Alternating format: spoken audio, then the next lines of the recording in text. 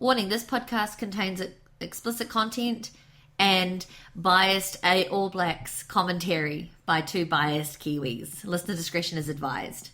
Worst intro ever. I so know, but I'm so fucking jazzed. And there's a reason why you're jazzed, is because we're reaching the Rugby World Cup final live streaming. And look at that, Bex. Look. Little chip. Don't fuck it up. Don't fuck it up. I didn't fuck it up. Fantastic. We've been watching this stream for 10 minutes. We've been trying for the last 80 to sign up to everything that we could to watch the Rugby World Cup, and we've finally got it now. We've got the last minute to go, so the audio will be slightly off as to what's actually happening this second. But to be honest with you, we've got about 50 seconds left. The score is 32-17 from what we're seeing right now. Dan Carter's about to kick the ball, and he's looking like a very happy man. So what we might do now is we might be quiet, and we're going to go to the commentary that we've got for the last 40 seconds. So here we go. Carter with the extra two. And the driver of the bus is down on the touchline. What are you pointing at, Ben? Oh, Richie McCaw is just getting his standing ovation, I think. They brought Sam Kane on, and we're saying goodbye to the greatest player of our generation. But what a way to say goodbye. Hells yeah. Celebrations for that try. McCaw has given away confirmation that Dan Carter's the man of the match.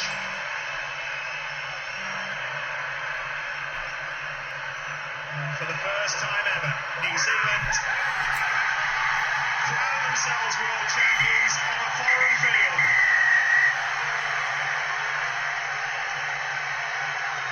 Twice they've done it in the back garden in Auckland. They've travelled halfway around the world to prove once and for all that they are this generation's greatest. Damn fucking straight. New Hells Zealand yes. world champions. Australia emptied the tank. Now, we just want to say one thing. As much as we are biased towards the All Blacks and everything else like that, the Australians did have a massive second half. They did. What was it? Was it 21-3 or something at the beginning of the... Yeah. And we went down a player. They did make the points back, but... Oh, sorry, you'll have to excuse me. I'm crying a little because This I'm is- so fucking proud. I don't know why I'm emotional. I'm just so happy right now. I am so proud. just- This is just amazing. As I said, we've tried so... I'm going to keep this playing in the background because this is awesome, lovely commentary and everything else like this. All exciting. I'm... At the beginning of the game, I was a sack of shit. I was so nervous right now. But there you go. As I said, it's the first time we've won on foreign ground. Back to back. Just amazing. It was an amazing game of what we could hear. And when we finally got some streaming, it was awesome. So I'm happy.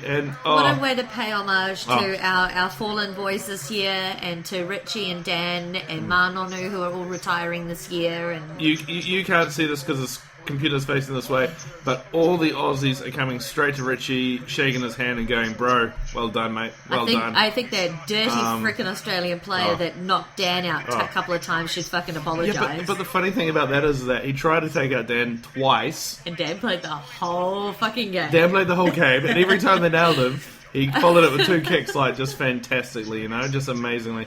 But this is what I love about the All Blacks as well. The All Blacks are going through, they've had their yay, woohoos, what's up, good on you. But now they're talking to the Aussies like, "Hey, what's up, bro?" Oh, God, yeah. How you Because doing, at mate? the end of the day, regardless of our country rivals, those boys, they are the friendliest bunch of guys you'll ever meet. Oh, hell yeah, hell You know, yeah. our Kiwi boys, they're real background, back home, rugby in the paddock kind of guys. And, I'm a little emotional because my favourite player is retiring this year. Damn it, two of my favourite players in my entire life have retired. He hasn't said that he is, no. Yeah, so No. they've cut to an air break now to the finish of it. And they're going to do the thingy soon. So- We'll cut to that as well when they lift the World Cup, because that's going to be a huge cheer. Oh. But as I said, this whole day today, we went to the movies to try and keep ourselves awake. I've drunk more tea and coffee than I've ever had in my entire life, trying to stay up for this. I'm going to be shit at work tomorrow, but I do not care. I'm going to wear my Apple shirt because it's the closest thing to an All Black shirt that I have. It's going to be insane. It was a great, from what we could hear and the description of the guys at the Radio World Cup audio, they were incredible. No, they were incredible. They kept the game so much easier for us to understand. And what the good thing was too is that it wasn't in Kiwi and it wasn't in Australian. It was actually an English ref, English commentator. Yeah. So you heard both sides. When the Australian scored, it was a great score. When the Kiwi scored, it was a great score. Because look, I'll be honest with you, we're as biased as anything. If it's an All Black commentator or a Kiwi commentator, they couldn't do any wrong. Everything's great and wonderful and fantastic. If it's an Australian one, well then fuck the world, we're the best. No matter what's happening, there was something wrong with it. Wasn't our fault. It's all one-sided. So to have an English guy commentating it for you while you're listening, it was incredible. Amazing. I'm incredibly happy right now. And it wasn't. Me. What made it more freaked out for me too is the fact that we could have lost that. But the boys, once we got our back to the 15, we got it sorted. It was like, holy shit, we got to pull our heads in. Boom, there it is there. Once the Aussies got to that 17 points mark, when we were still at 21, Jesus, I'm sure the boys were packing themselves. By the way, if you don't like rugby, you're going to hate this podcast, so I apologise right this second. Rugby. Right this second. We're doing this live at almost 4 o'clock in the morning here. So with my one criticism of the entire game... Yeah, other than the fact we couldn't see Ben Smith got a fucking yellow card. Yes. The guy who head-high tackled Dan Carter did not get a yellow card. And also, he talked about too earlier after the ball. Now, there's obviously arguments as well, and there will be arguments about this forever, about the fact that the tackle that he did, he probably could have pulled out, giggity, but he didn't. He took him out, and that was shit. And then he head-high'd him, didn't get anything, got a penalty, and the ref said, hey, do that again, I'm going to send you off. Now, we saw those ones. That was our slight stuttering of thinking they were earlier in the game. Later on, when Ben did his thing, we didn't see it. We were going on the referee. We were going on the things. However, I did text my sister, who is nuts about sport, about everything else like that, and said to her, hey, was it actually worth it? I'll give her a reply, because I find it, because it was actually quite good. Kirsty's reply was, bugger, not really. Nigel had just called a penalty, who was the ref, and TMO made him look again and decided to card. So basically the ref was like, cool, let's carry on, and the TMO went, no, hold on a second, you just might want to double check this shit. That's horseshit. And I said to her, so they can take out our guys and get nothing, but when we do it, sounds fucking fair? Yep, pretty much, that's what she said. So, but you know what? I think the reason why the Aussies lost today is because they went negative. But the Kiwis have been positive and going, oh, this is such an awesome opportunity. It's going to be such a great game regardless of who wins. And the Aussies went, Richie's a grub.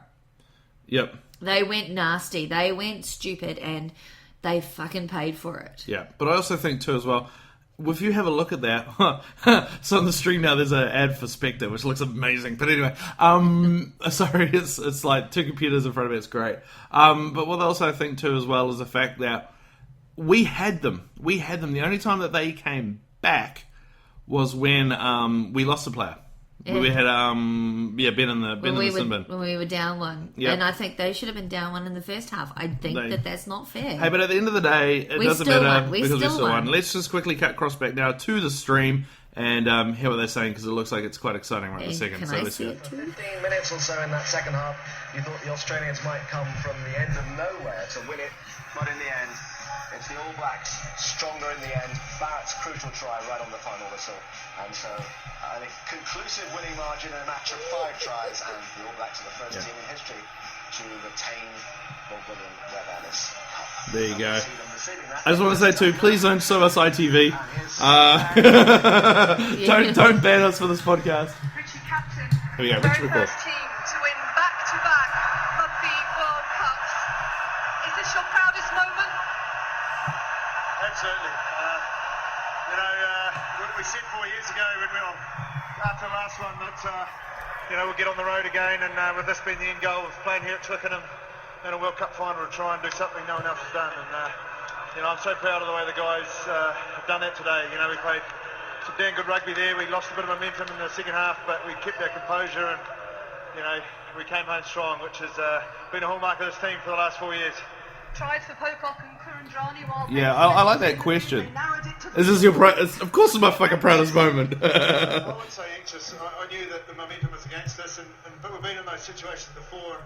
It's a matter of not panicking and doing the simple things to get So this is where we should have probably done this beforehand, so I apologise. A game today, and I've done it a lot of times over the years, but to do it when it really counts in a World Cup final, that shows the calibre of the men we've got. Richie, you said the first time that you became an All Black, you didn't want it to end. After 148 tests and 2 Rugby World Cups, do you now call it a day? I still don't want it to end, to be honest. I'm still part of this team. I enjoyed today, and how could you get enough of this? So we'll worry about that after today. I just want to enjoy. Yeah, let him have a beer, motherfucker. Having played a wonderful World Cup final here with a great bunch of men, and I'm just so proud of being able to wear this jersey again today. And I don't think you ever have enough of it. And if you get moments like this, why would you ever call it a day? That's the best That was interesting. patriot, what do you want to call it? Diplomatic answer there? Yeah. I have to admit, right this second, I am in the process of messaging my father, who, when we were discussing the Rugby World Cup before it started, put his money on South Africa to win, and New Zealand was definitely not going to win. My reply, I told you. I just made money. As you can tell, we're doing this podcast completely and utterly 100% scripted. Totally professional, y'all. Totally professional. We're moving the mic around and everything while we're moving it and having them talking and all that kind of stuff. It's incredible. I want to actually see what the Australian guys say, because look, it's great when you beat your rivals, right? Okay, it's amazingly awesome. It's like, it's insane. It's insane. But you also do feel a little bad for them as well. Just a little bit. Because, some of these players as well, that's their last games. And so you don't want to win, don't want to go out a loser. But sadly, in these kind of situations, there has to be a winner and a loser. But it's just... It's amazing to be part of it. Like, to be honest with you, I don't really care about rugby. I don't really care. And I'm a New Zealand male saying that. I'm probably going to get... what's drawn and quartered for saying that? But hung, drawn and quartered. Hung, drawn and quartered. But when it comes to this kind of thing, it's not just rugby. I know this is going to sound really stupid and really bloody. People have turned off by now probably because they're sick of me hearing this. But to be honest with you, it's not just New Zealand. It's not just rugby. It's a whole New Zealand getting behind something, and it's awesome. You know what I mean? Like, it's great. It's a great feeling. There is. I don't think there's anything else we can say, to be honest with you. But unless, with the exception of your wedding day, your firstborn, there really is nothing better than watching the Kiwis beat the Australians in the Rugby World Cup finals. I'm sorry, and I mean, in complete contrast here, Gareth not so much caring about rugby. I'm a huge rugby fan. Because I'm a Crusaders fan through and through. Can't change my colours, bitch. And I'm an All Blacks fan through and through. Well, and this is as you said then too. I've done a lot of things in my life, good and bad. I can remember some of the good stuff. I can remember some of the bad stuff. I could almost tell you exactly what I was wearing and how I reacted and everything else like that when New Zealand bet the French. You don't even need to. We were Skyping. we were Skyping. I was in Wellington. Bex was in Hamilton. So about 6-7 hours between us in terms of travelling. Yeah. Same time zone, same everything. We were Skyping because I didn't have Sky, which is what New Zealand puts it on. And it was quite funny because it was obviously like a 3-second delay. And that game was so close. That game was so incredibly close. Oh my God. It could have gone either way. It was 9 points to 8, like the way you want a Rugby World Cup to be. And it was really funny because something would happen and Bex would swear and her mum would tell her off. And then I would swear because I'd get the follow-up thing of it. So she'd tell me off as well. So it was at the same time. It was just, fuck, Bex! Fuck, Gareth! That kind of thing. So it was basically like that. However, this time here, I think this one's going to be remembered for us running around trying to figure out how the hell we're going to get a stream for this fucking thing. Definitely. I think for the next Rugby World Cup, we better make sure we've got Foxtel at least. Oh, we're going to, whatever we have, we're going to watch it. Or we're going to be there. It's in Japan, so it's not too far. It's not too expensive to get to Japan. Yeah, exactly. That'll be a fun little trip to see Japan. But even then, when it was in Wellington. Oh, sorry, when it was in New Zealand, we went. My family and all of us went. Yeah, sorry, Bex. But we went to see Australia versus USA, and we dressed up for the USA because we thought there'd be hardly anyone there for it. There were quite a few Australian T-shirts. However, there were also quite a few New Zealanders and everyone else dressed up in American because it was like, David versus Goliath. You're like, fuck it. We'll give the USA's a thing. And sorry, before you talk about that, and the coolest thing is about that though, USA scored a try during that time. And the funny